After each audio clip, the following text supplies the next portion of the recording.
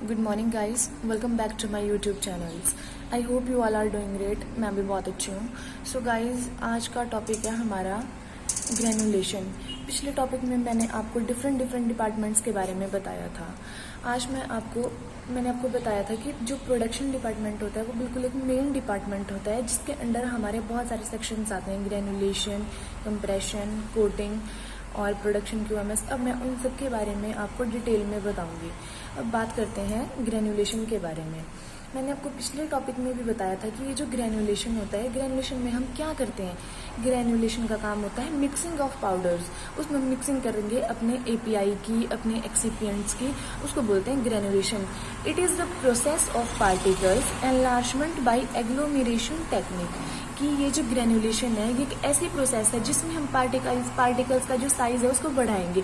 जितना हमें पार्टिकल का साइज चाहिए होगा उतना साइज़ हमें मिल जाएगा बाय यूजिंग सीव। हम उसमें सीव का यूज़ करेंगे अपने शिफ्टर में।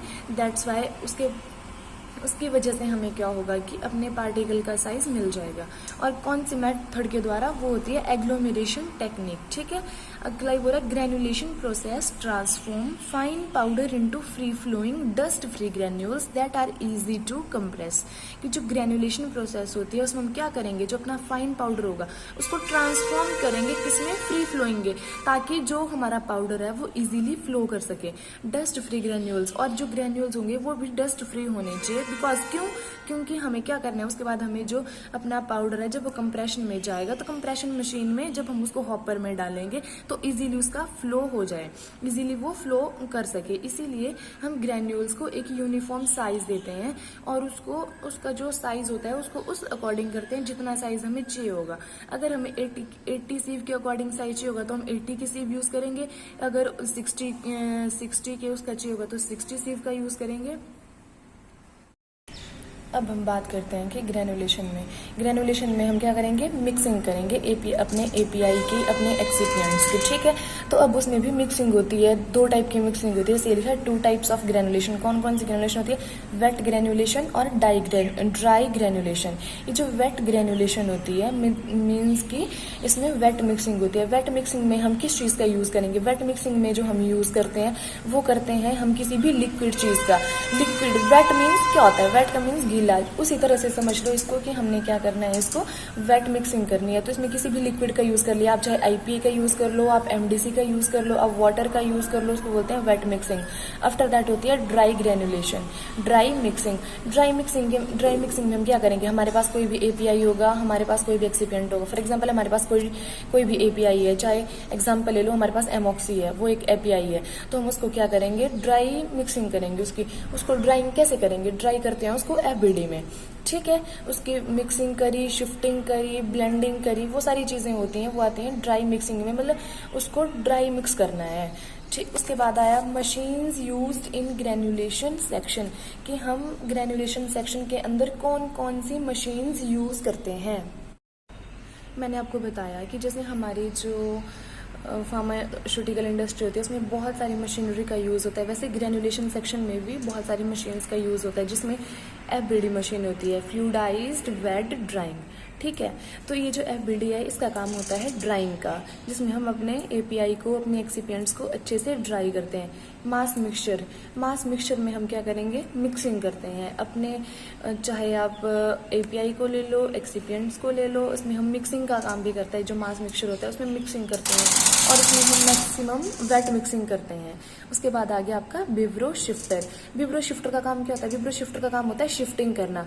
जैसे आपके घरों में आटा होता है, आटे को क्या करते हैं, हम छानते हैं। वैसे ही हमारा जो शिफ्टर होता है, शिफ्टर का काम भी क्या होता है, एक तरफ से ये सोच लो कि छानने का काम होता है। शिफ्टर के ऊपर हम एक वो लगाएंगे, सीव लगाएंगे। सीव जैसे छन्नी होती है उसको ही सीव बोलते हैं, तो वैसे एक सीव लगाएंगे। जितने मैं बोल तो रही हूँ, जितना आपको पार्टिकल का साइज चाहिए होगा उस अकॉर्डिंग आपको साइज मिल जाएगा। अगर आप 80 की सीव यूज करेंगे, 60 की सीव यूज करेंगे, 40, 100, बहुत सारी ऐसी सीव्स होती हैं जिनका यूज हम शिफ्टर के ऊपर लगाते हैं सीव को, और अपना जैसे हमें साइज चाहिए होता है वैसा साइज हमें मिल जाता है। उसके बाद आता है ऑक्टागोनल ब्लेंडर। ये जो ऑक्टागोनल ब्लेंडर होता है, जब हमारी पूरी प्रोसेस हो जाएगी ग्रेनुलेशन में, हम शिफ्टिंग भी कर लेंगे, ड्राइंग भी कर लेंगे, आफ्टर दैट हम क्या करेंगे, उसको अच्छे से मिक्स करने के लिए, यूनिफॉर्म मिक्सिंग के लिए जो हम यूज़ करते हैं ये मशीन, वो होती है ऑक्टागोनल ब्लेंडर। उसका काम होता है ब्लेंडिंग, इट मीन्स कि मिक्सिंग करना अच्छे से, वो काम हो गया आपके ऑक्टागोनल ब्लेंडर का। रोटो क्यूब मिक्सचर, रोटो क्यूब मिक्सचर का भी बिल्कुल सेम ये फंक्शन है जैसे ऑक्टागोनल ब्लेंडर का है।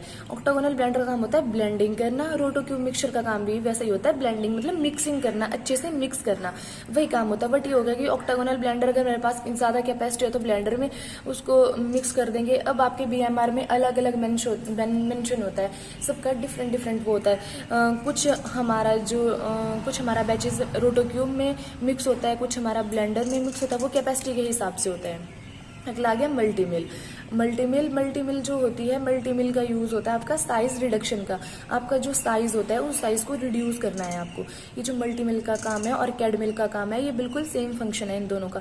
इनका काम होता है साइज रिडक्शन करना है। जब आप शिफ्टिंग करते हैं, जब आपने शिफ्टिंग करी, शिफ्टिंग के ऊपर जैसे हम आटा घर में छानते हैं, जो ऊपर बच जाता है, वैसा इसमें होता है कि जब हम शिफ्टिंग कर रहे हैं तो ऊपर जितना हमारी सीव के ऊपर जो बचा होता है, उस साइज को और छोटा करने के लिए, हम साइज रिडक्शन करने के लिए उसका, तो हम मल्टीमिल और कैडमिल का यूज़ करते हैं। और जो मल्टीमिल और जो कैडमिल होती है उसमें हमारी स्क्रीन लगी होती है, उसमें वैसे ही पोर्स होते हैं जैसे हमारी सीव होती है ना, छन्नी होती है, उसमें जैसे होता है ना होल होते हैं, वैसे ही हमारी मल्टीमिल होती है, उसमें भी होल होते हैं। उसकी वजह से हमारा साइज रिडक्शन करते हैं हम अपने पाउडर का। ठीक है, फिर आया रोल कॉम्पैक्टर। रोल कॉम्पैक्टर जो होता है, रोल कॉम्पैक्टर का काम क्या होता है, फ्लेक्सेस बनाना, चिप्सिंग बनाना। जैसे हम जिसमें कुछ जैसे होता है वेट मिक्सिंग करते हैं, तो उसमें मेन उसमें यूज़ किया जाता है रोल कॉम्पैक्टर का, चिप्सिंग बनाने के लिए फ्लेक्सेस बनाते हैं, उसमें वो काम होता है रोल कॉम्पैक्टर का। क्योंकि मैं आपको फिर आगे एक एक मशीन के बारे में बहुत अच्छे से बताऊंगी। जैसे RMG हो गया, रैपिड मिक्सचर ग्रेनुलेटर। ये जो RMG होता है, पहले हम ऐसा करते थे कि मास मिक्सचर ज़्यादा यूज़ करते थे, अब RMG आ गया, अब हमारा टाइम भी कम लगता है। क्योंकि अब आप देख रहे हो नई नई टेक्निक्स आ रही है। क्यों आ रही है? वो इसीलिए तो आ रही है ताकि हमारा ज़्यादा टाइम ना लगे और हमें कम टाइम में अच्छी चीज़ें मिल जाए। इसीलिए तो होता है RMG का यूज़, इसीलिए तो हम करते हैं ताकि हमें क्या हो जाए कि कम टाइम में हमें कम टाइम लगे हमारा और हमारा काम भी हो जाए। इसीलिए RMG में हम वेट मिक्सिंग करते हैं जिसमें हम लिक्विड का यूज़ करते हैं, और इसीलिए हम RMG का यूज़ करते हैं। उसमें इम्पेलर, चॉपर्स वो लगे होते हैं, वो मैं आपको बाद में बताऊंगी। अब मैं आपको बताऊंगी विब्रो शिफ्टर के बारे में। विब्रो शिफ्टर, जैसे घर में सोच लो कि आटा छानने वाली कोई मशीन है, जैसे हम घर में आटा, हम तो हाथ से आटा छानते हैं, बट वैसे ही विब्रो शिफ्टर होता है जिसमें शिफ्टर में अपनी सीव लगाएंगे हम। जैसे 80 मैश की कोई सीव लगा दी उसको छानने के लिए। अब ये जो विब्रो शिफ्टर होता है, विब्रो शिफ्टर का काम क्या होता है, शिफ्टिंग करने का। ये कौन सी प्रिंसिपल पर वर्क करता है वो भी आपको पता होना चाहिए। वो करता है आपके गायरेटरी मोशन के ऊपर वर्क करता है वो, और सेंट्रीफ्यूगल फोर्सेस के ऊपर, ये इसका प्रिंसिपल होता है। ठीक है, अब इसके जो विब्रो शिफ्टर है इसके भी डिफरेंट पार्ट्स होते हैं। जैसे आपका हो गया हॉपर, हो गया हॉपर होता है जो ऊपर होता है, जिसमें हम पाउडर ऊपर डालेंगे, जहाँ से डालेंगे हॉपर जो ऊपर होता है ढक्कन टाइप, वो हो गया आपका हॉपर। फिर टॉप में एक लिड लगी होती है, साइड में एक लिड लगी होती है, वो हो गई आपकी टॉप लिड। चार्जिंग पोर्ट, जहाँ से आप चार्जिंग पर लगाएंगे उसको कनेक्ट करेंगे। चार्जिंग पोर्ट वो एक कॉनिकल शेप का होता है। फिर डिस्चार्ज पोर्ट, अब आप शिफ्टिंग करेंगे, ऊपर से तो आप पाउडर डालेंगे, अब निकलेगा कहाँ से, जहाँ से वो निकलेगा उसको बोलेंगे डिस्चार्जिंग पोर्ट। फिर आपकी बॉडी पूरी, जो बाहर का उसका स्ट्रक्चर है वो पूरी बॉडी हो गई।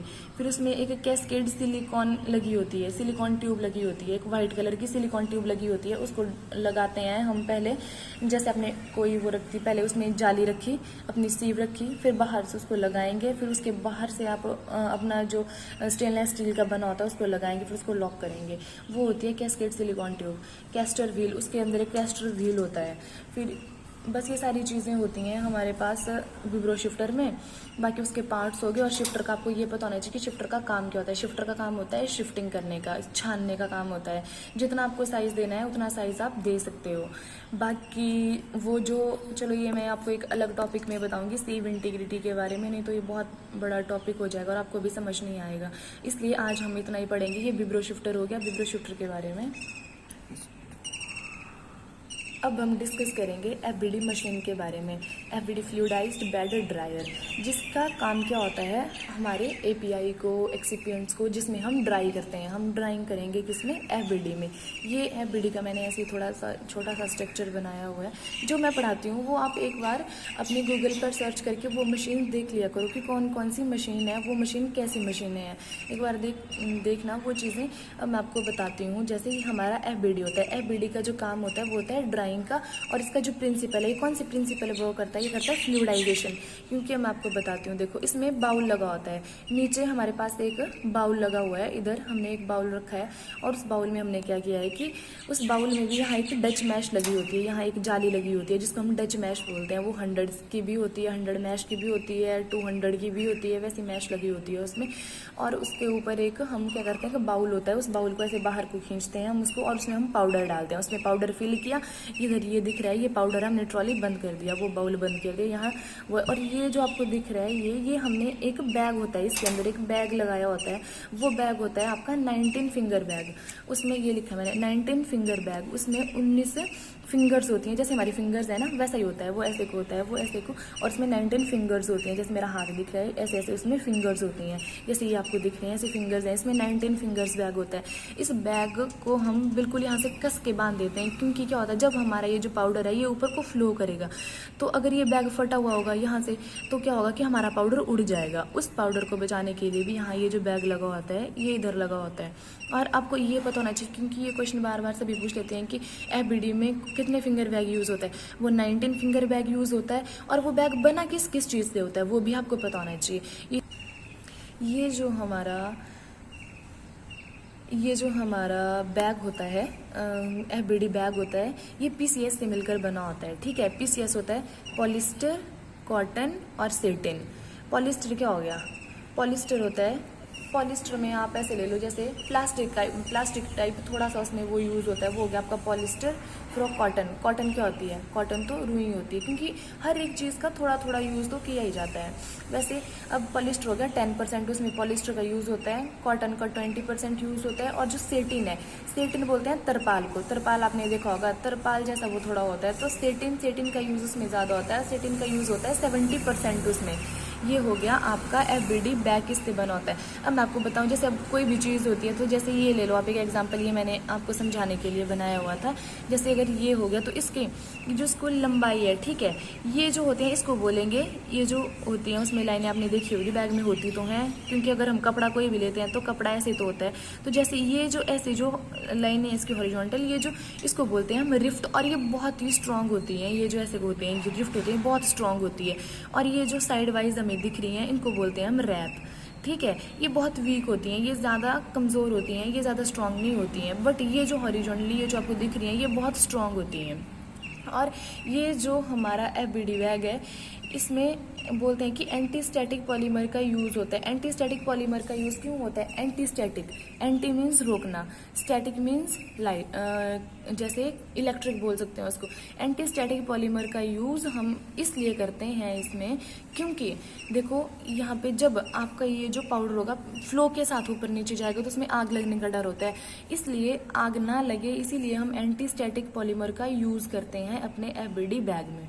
समझ आ गया, इतनी चीज़ें क्लियर हो गई है ना। बाकी उसमें एक यहाँ साइड में एक पीएलसी भी लगी होती है, प्रोग्रामेबल लॉजिक कंट्रोलर, वहाँ से आप कंट्रोल कर सकते हो, स्टार्ट करना जो भी करना है वो यहाँ से स्टार्ट कर सकते हो, ऐसी पीएलसी लगी होती है, उससे आप इसको ऑपरेट कर सकते हो अपने एफबीडी मशीन को। और इसका एक वर्किंग बताती हूँ मैं। आप ये क्या होगा, बाहर एक हीटर लगा होगा, ठीक है, ये हो गया आपका हीटर। इस हीटर से क्या होगा कि यहाँ से एक पाइप लगी होती है, यहाँ से गर्म हवा आती है, इसमें गर्म हवा आती है, ये नीचे होता है। फिर इस गर्म हवा की वजह से क्या होगा, ये जो हमारा पाउडर है ये फ्लो करेगा ऊपर को, तभी तो ठंडा होगा। गर्म हवा आएगी तभी तो गर्म हवा आएगी तभी तो ये पाउडर ड्राई होगा, अगर गर्म हवा नहीं आएगी तो कैसे ड्राई होगा। तब ये फ्लूइडाइजेशन, फिर ये फ्लूइडाइजेशन होगा और ये पाउडर ऊपर को जाएगा, फ्लो करेगा। फिर और यहाँ से ही एक एयर पाइप लगी होती है हमारे से, ये जो है यहाँ से एयर हमारी बाहर को जाएगी, जो ठंडी हवा होगी वो जाएगी, यहाँ से आउटलेट होता है, ये इनलेट हो गया आने का, ये यहाँ से ही आउटलेट होता है जाने का। और उसमें मोटर्स वगैरह लगी होती हैं, ऊपर एक फैन लगा होता है, जो हवा को बाहर निकालता है, ये सब बहुत सारी चीज़ें लगी होती हैं आपकी एफबीडी। एक बार आप एफबीडी मशीन ज़रूर देखना, अपने इस पर देख लेना, चाहे गूगल पर देख लेना सर्च करके। एक बार आप सारी मशीनें देखना, एफबीडी देखना, विब्रो शिफ्टर कैसा होता है वो देखना, आप मास मिक्सचर देखना, ऑक्टागोनल ब्लेंडर भी देखना, सारी मशीन जितनी है, मल्टीमिल, कैडमिल, ये सारी चीज़ें देखना। सो गाइस, आज का टॉपिक इतना ही था। मैं आपको इन सभी मशीनों के बारे में आगे बताती रहूँगी, एक एक मशीन के बारे में बताती रहूँगी। नहीं तो मैं ऐसा किया करूँगी, एक मशीन के बारे में एक अलग ही टॉपिक बनाया करूँगी, क्योंकि नहीं तो समझ नहीं आती है ना, ऐसे बहुत ज़्यादा हो जाता है ना, आपको समझ आएगी ना, मुझे थोड़ा इतना ज़्यादा लंबा टॉपिक हो जाता है ये। तो चलो अगले टॉपिक में मिलते हैं, अब के लिए बाय बाय, थैंक यू।